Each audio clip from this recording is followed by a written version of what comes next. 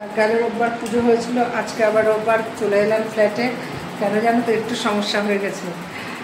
পরশু দিন আমি আর মেয়ে রাতের বেলা ফ্ল্যাটে এসেছিলাম, তা চাবি ঘরে রেখে দরজা এমনভাবে টেনেছি, দরজা লক হয়ে গেছে, আর দরজা আর খুলতে পারিনি।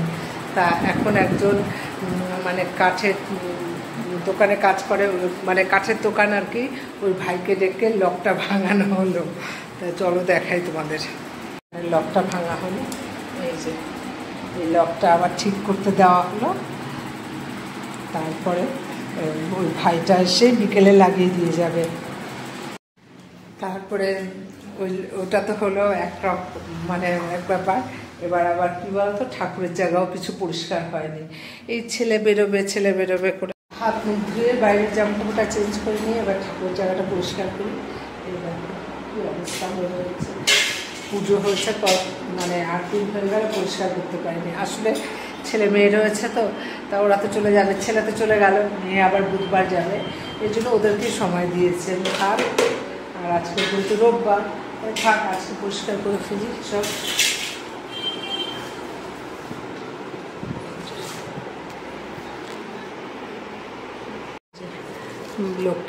পরের দিন লক্ষ্মী পুজো করেছিলাম, সেই সমস্ত রয়েছে, পরিষ্কার করে নিই। পরিষ্কার করে শুধু লক্ষ্মীর মানে এই যে লক্ষ্মী ঠাকুরের সরাটাই রাখবো, আর এখানে সব তুলে দিই। আর এখনও দেখো ঠাকুর মশাই নারায়ণটা নেয়নি, নারায়ণটা নেবে বলেছে আমাকে দিয়ে আসতে গিয়ে, বলে তোর বাড়িতে যতদিন নারায়ণ থাকতে চায় থাকুক, তা যখন নারায়ণ আসতে চাইবে তখনই দিস, তার আগে দিতে হবে না।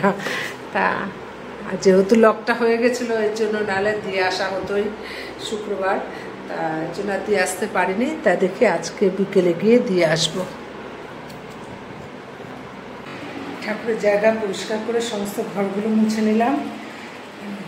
মানুষ না থাকলেও কী হবে, ঘরটা একটু নোংরা নোংরা হয়। তা সমস্ত ঘর দোর মুছে, এই যে সব মানে পুজোর ওগুলো সব মেজে নিয়ে, আর যে ঠাকুর ওখানে যে পেতেছিলাম পাতল বস্ত্রগুলো সব ধুয়ে দিলাম। দাঁড়ানো দেখাই। আর এই ঘরটা তোমাদের সাথে শেয়ার করা হয়নি, অন্যান্য সব ঘরে থেকে ভিডিও করেছি, তোমরা মোটামুটি একটু দেখেছো, কিন্তু এটা হলো আমার ঠাকুর ঘর। এই যে গোপাল দিয়েছি এখানে, আর এই যে সমস্ত বাসন টাসন সব গুছিয়ে রাখলাম, সব বাসন গুছিয়ে রেখে শুকিয়ে মেজে শুকিয়ে নিলাম। আর এই যে দেখো মা লক্ষ্মী কেমন করে রেখেছি, যখনই আসবো একটু ধুনা দেখাবো, তার জন্য ধূপকাঠি আর প্রদীপ রেখে দিলাম। আর এই শিলাটা দিয়ে আসতে হবে ঠাকুরমশাইকে। আর দেখাই তোমাদের, এই দেখো আসনগুলো যে পেতেছিলাম সেগুলো ধুয়ে দিলাম। আর এই বেড কভারটাও সেদিন গিফটে পেয়েছিলাম, আর লক্ষ্মী পুজোর দিন তো কিছু আনা হয়নি ফ্ল্যাটে, তাই বেড কভারটা পেতে আর কি লক্ষ্মী ঠাকুরকে বসিয়েছিলাম, সেটাও ধুয়ে দিলাম।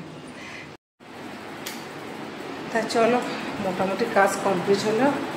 এখন খাবার নিয়ে এসেছি, বাড়ি থেকে রুটি আর তরকারি এনেছি।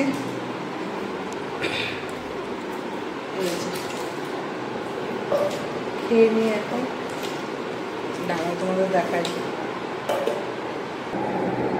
তাই এই যে দেখো তরকারি নিয়ে এসেছি বাড়ি থেকে,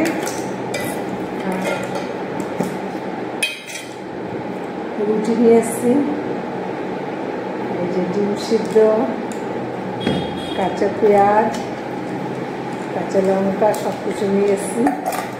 এখন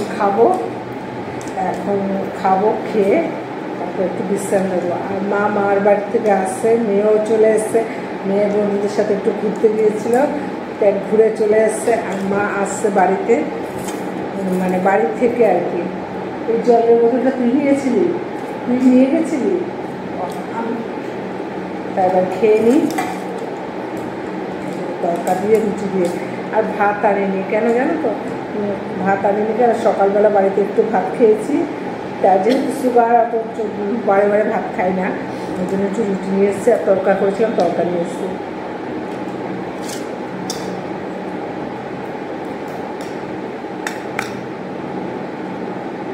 তা তোমাদের খাওয়া হয়ে গেছে? তরকারি দিয়ে কাঁচা পেঁয়াজ দিয়ে কাঁচা লঙ্কা দিয়ে খেতে আমার দারুণ লাগে, জানো তো। তো যাই হোক, খেয়ে দিয়ে একটু রেস্ট নেব। আজকে রাতের দিকে যাবো, 8টা 9টার সময় বাড়ি যাবো। 7টায়